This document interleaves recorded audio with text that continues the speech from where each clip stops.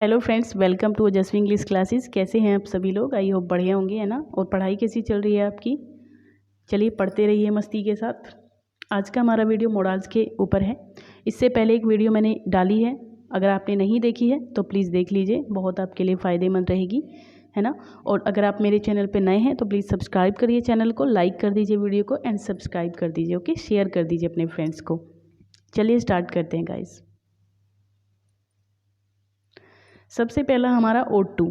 It is normally used for should. ये should या must की सेंस में यूज होता है, जहाँ पर हमारा कोई ऐसा काम होता है जो मोरल ड्यूटी हमारी बन रही है ना। बट ये थोड़ी स्ट्रॉन्ग सेंस में यूज होता है, अगर बहुत ही स्ट्रॉन्ग ड्यूटी है ना। ड्यूटी भी कई तरह की होती हैं, कुछ तो ऐसी होती हैं कि जिनको हमें इजीली कर लेना चाहिए, ऐसा है कि भाई तुम्हें ये करना चाहिए, है ना। एडवाइस के रूप में भी होता है शुड। लेकिन कुछ ड्यूटीज़ ऐसी होती हैं जो हमको करनी ही करनी चाहिए, है ना, तो उनके लिए ought to का यूज़ होगा। Sense to moral duty, advice और इंडिकेशन, ठीक है। मोरल ड्यूटी है, एडवाइस है कोई, या फिर इंडिकेशन है जो करेक्ट एक्शन है, सही कार्य है कोई, और वो हमको करने के लिए हमें बोला गया है तो वो हमें करना चाहिए। जैसे कि you ought to serve your motherland, तुम्हें अपनी मातृभूमि की सेवा करनी चाहिए। तो ये सभी की मोरल ड्यूटी बनती ही बनती है और हमें करनी भी चाहिए।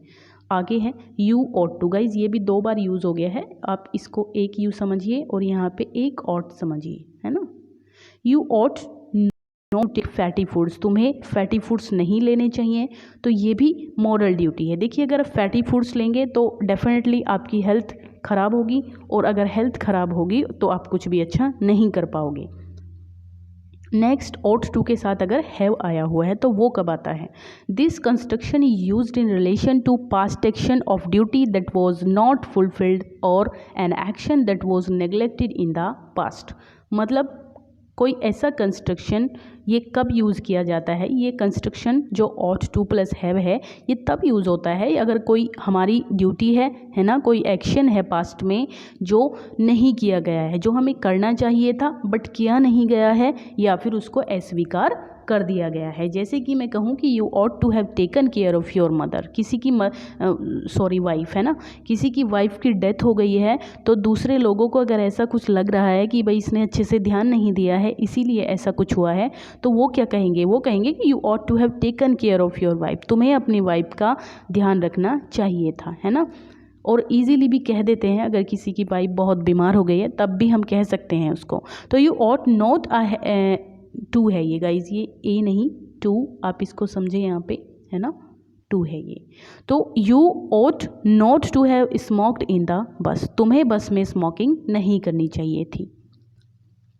आगे चलते हैं, to be plus infinity. To be verbs में हमारी इजमआर और वाजवर 5 वर्ब्स आ जाती हैं, और इन्फिनेटिव का मतलब होता है टू प्लस वर्ब की फर्स्ट फॉर्म जहाँ भी हो वहाँ आप समझिए वो इन्फिनेटिव के रूप में यूज़ हो रही है। I am to make a speech tomorrow, ये पास्ट में भी यूज़ हो सकती है और प्रेजेंट में भी। जैसे प्रेजेंट में अगर यूज़ हो रही है तो I am to make a speech tomorrow, मैं कल एक स्पीच करने के लिए रेडी हूँ। आई एम टू मेक या स्पीच देने जा रहा हूँ मैं, इस टाइप से कह सकते हैं। और अगर पास्ट में स्पीच थी तो I was to make a speech yesterday, मैं कल एक स्पीच देने वाला था, ऐसे बोल सकते हैं।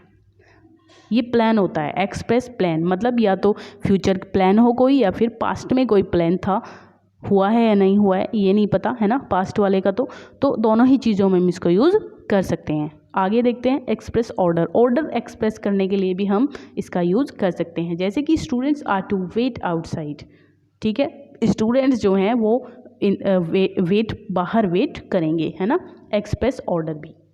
The servant is to remain in the house till we return, जब तक हम नहीं लौटाते हैं घर पे सर्वेंट रहेंगे, है ना, सर्वेंट इज़ टू रिमेन, तो ये भी ऑर्डर है एक तरीके से। तो ऑब्लिगेशन या फिर ड्यूटी, अगर हमारी कोई कर्तव्य है या फिर बाध्यता है किसी चीज़ की, कोई चीज़ करनी ही करनी पड़ेगी, है ना, चाहे डर के या मर के करनी ही है, तो ऐसी कंडीशन में भी I am to help my ailing brother, मैं अपने एलिंग ब्रदर की हेल्प करने के लिए हूँ। भाई अगर कोई भाई बहन है तो वो बाध्य भी होता है और उसकी ड्यूटी भी होती है कि वो अपने भाई बहन की हेल्प करे।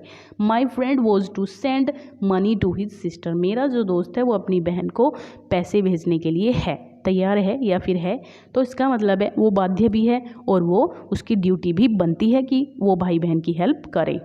आगे यूज्ड टू या वुड, तो टू डिनोट हैबिचुअल एक्शन। भाई हैबिचुअल एक्शन से मतलब होता है जो हमारी आदतें होती हैं, जो पास्ट में कुछ हमारी आदतें थी या फिर कुछ रूटीन्स थे जिनको हम करते थे डेली लाइफ में। तो he used to go to Delhi by car, वो कार से दिल्ली जाया करता था, है ना। ये पास्ट में उसकी हैबिट थी। दीना वुड स्टडी एट नून, दीना कहाँ पढ़ा करती थी, वो नून में, दोपहर में पढ़ा करती थी। ये भी उसका हैबिचुअल एक्शन था। ये टू डिनोट डिसकंटिन्यूड एक्शन, कोई डिसकंटिन्यूड होता है कोई ऐसा एक्शन जो मतलब जिसको डिसकंटिन्यू कर दिया गया है, पहले वो काम होता था लेकिन अब उसको बंद कर दिया गया है। जैसे कि he used to play hockey, इस सेंस में भी यूज्ड टू का यूज़ हम करते हैं। He used to play hockey, वो हॉकी खेला करता था, मतलब अब नहीं खेलता है, पास्ट में खेला करता था। She used to work in office before marriage, शादी से पहले वो ऑफिस में काम करता था, है ना, अब नहीं करता है। तो बहुत लोग ऐसा करते हैं गाइस, विलेजेस में तो बहुत लोग करते हैं कि शादी हो गई और फिर शहर से जो है गांव रवाना हो गए और छुट्टी, अब क्या करने की ज़रूरत है, इसीलिए तो कर रहे थे, ठीक है। तो आगे चलते हैं। वुड का यूज़ कब करेंगे हम, would you please help my son, would you please help my son, क्या तुम मेरे सन की हेल्प करोगे। पोलाइट रिक्वेस्ट है ये। अगर विनम्र निवेदन हम ना हो किसी से, बहुत ज़्यादा हम नर्म नज़र से किसी से निवेदन कर रहे हैं, तो वहाँ पे वुड का यूज़ करेंगे। She told me that she would give me money, उसने मुझसे कहा है कि वो मुझे पैसे देगा। अगर कोई पास्ट के लिए, पास्ट में फ्यूचर के लिए बात कही गई है, भाई वो काम हुआ तो नहीं है ना, फ्यूचर के लिए कहा गया है, लेकिन कहा कब गया है, पास्ट में, कि उसने मुझे कहा है। I would like to play now, wish, ये विश होती है भाई, अगर हमें कुछ भी, I would like to play now, अब मैं खेलना पसंद करूँगा, या फिर now I like to take a cup of tea, अब मैं एक चाय लेना पसंद करूँगा, ये तो ये विशेज़ होती हैं। सी वुड बी 16, वो 16 का हो जाएगा, ये पॉसिबिलिटी है ना, ये अगर किसी को थोड़ा आइडिया होता है किसी के बारे में तो ये पॉसिबिलिटी होती है कि बता सकता है कि भाई अब वो 16 का होने वाला है या फिर होने वाली है ना, 16 की हो जाएगी, इस टाइप से भी होता है। आगे देखते हैं need plus need not, need और नीड नॉट, नीड का मतलब होता है ज़रूरत और नीड नॉट का मतलब ज़रूरत नहीं। तो need can be treated as an auxiliary, ये ऑक्सिलरी के रूप में यूज़ होता है। ऑक्सिलरी से मतलब होता है कि वहाँ पे नीड यूज़ होगा और नीड के साथ एक और वर्ब भी आएगी, तो इस टाइप से नीड ऑक्सिलरी के रूप में यूज़ हो गया। और ऑर्डिनरी सेंस में अगर यूज़ होगा तो वो साधारण वर्ब के रूप में यूज़ होगा, तो खाली नीड होगा। तो एज एन ऑक्सिलरी, देखिए यहाँ से as an auxiliary it is used mainly in the negative and the interrogative, ये ऑक्सिलरी के रूप में हमेशा नेगेटिव और इंटेरोगेटिव सेंटेंसेस में ही यूज होगा। अगर ये पॉजिटिव सेंटेंस में यूज़ होगा तो हमेशा ऑर्डिनरी वर्ब के रूप में यूज़ होगा। तो it has no past tense, इसका कोई भी पास्ट नहीं होता है। जैसे कैन का कुड होता है, शैल का शुड होता है, मे का माइट होता है, तो इसका कोई भी पास्ट टेंस में नहीं होता है। तो ही नीड्स टू वर्क, उसको काम करने की ज़रूरत है, तो ये ऑर्डिनरी वर्ब, खाली नीड्स ही है ना, और कोई भी यहाँ पे वर्ब इसके साथ नहीं है। तो need I write to him, need I write, देखिए यहाँ पे ये ऑक्सिलरी वर्ब के रूप में यूज़ हो रहा है, क्योंकि नीड स्टार्टिंग में यूज़ हो गया कि क्या मुझे उसे लिखने की ज़रूरत है, तो आई राइट दूसरी वर्ब भी यहाँ पे यूज़ हो रही है और फिर इन्फिनेटिव यूज़ हो रहा है, ठीक है। चलिए आगे, need not plus have, need not के साथ हैव कब यूज़ होता है, this form is use for an action, ये किसी ऐसे एक्शन के लिए यूज़ की जाती है विच वॉज नॉट नेसेसरी, जो जरूरी तो नहीं था, बट वॉज परफॉर्म, लेकिन फिर भी कर दिया गया है, ठीक है। तो जैसे कि you need not have gone there, तुम्हें वहाँ जाने की ज़रूरत नहीं थी। जैसे अगर हमारे घर वालों को लगता है कि हमें उस जगह पे नहीं जाना चाहिए, तो वो और हम चले गए हैं, तो वो क्या कहेंगे कि भाई तुम्हें वहाँ जाने की ज़रूरत नहीं थी, तुम चले गए हो, वो बात अलग है। आगे दिखता है डेयर, डेयर का मतलब होता है हिम्मत करना किसी चीज़ के लिए। जैसे कि शी डेयर, वो तो सुना है ना तुमने, हाउ डेयर यू, तुम्हारी हिम्मत कैसे हुई, तो ये डायलॉग सबने सुना है, तो इसी से आप अंदाज़ा लगा सकते हो। तो she dared her sister to touch her, ये एक चैलेंज हो गया कि वो हिम्मत करेगी अपनी बहन को टच करने की। अब I dare to go outside now, मैं अब बाहर जाने की हिम्मत करता हूँ। हैव कॉरेज मतलब साहस जुटाना किसी काम के लिए, तब के लिए भी हम डेयर, मतलब अगर हम साहस के साथ बहुत साहस जुटा के कोई काम करते हैं तब भी हम डेयर का यूज़ करते हैं। क्यों करते हैं, बिकॉज जैसे आपने देखा होगा कि कोरोना पीरियड्स में क्या हुआ था कि बहुत लोग बाहर नहीं जाते थे, मैक्सिमम के सभी लोग बाहर नहीं निकल पा रहे थे घर से, बहुत ही अर्जेंट अगर होता था, है ना। अर्जेंट कोई रिक्वायरमेंट होती थी तभी लोग घर से बाहर जाते थे, तो उसके लिए बहुत हिम्मत जुटानी पड़ती थी, है ना।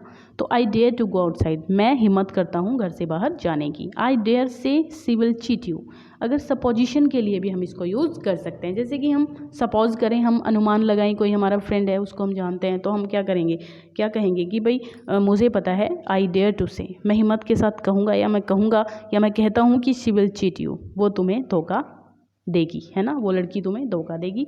तो आई डेयर से मैं बिल्कुल साफ कहता हूँ। I dare say my friend will pass, I dare say मुझे कहने में कोई दिक्कत नहीं है कि मेरा फ्रेंड पास होगा, अगर कोई कंफर्म किसी को किसी चीज़ के लिए लाइकली कोई लेता है ना। तो ये दोस्तों हमारा आज तक का ये सफ़र था, तो आई होप आपको अच्छा लगा होगा, है ना। और पहली वीडियो अगर आपने नहीं देखी है तो ज़रूर देख लीजिए, इन्हें देख करके पूरा मॉडल्स आपका क्लियर हो जाएगा 2 वीडियो के अंदर, ठीक है। Thank you guys, thank you so much to see the video, thank you, bye bye, take care.